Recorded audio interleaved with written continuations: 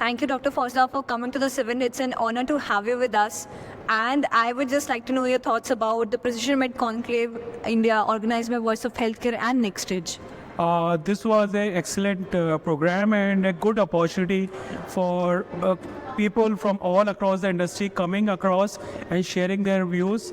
I thoroughly enjoyed the program, and especially the experts, the speakers who were invited were well versed, and they were actually the stalwart in their area. So thank you, Voice of Health, for organizing this program. I'm looking forward to such more programs going forward. Thanks a lot, sir. Thanks a lot. My next question will be a very similar question to the panel discussion we just had. That is, can you explain the role of genetic counseling in the process of pre-implantation genetic testing? So genetic counseling is something which is very important when a couple who is undergoing infertility treatment, and this couple actually are having a lot of problems. One is miscarriages and recurrent implantation failure. So if these couples are provided upfront genetic counseling, this will really help them. What are they going to be offered?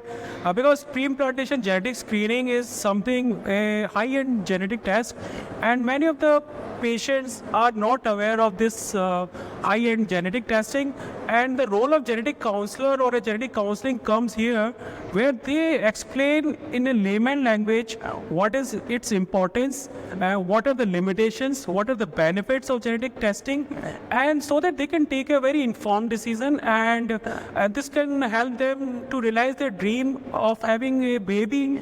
And if there is no genetic counseling, sometimes they may feel lost and they are not aware of the entire procedure. So we can't limit the role of genetic counseling here. So this should be provided, and there should be a genetic counselor or a clinical geneticist where this kind of services should be offered to these IVF patients.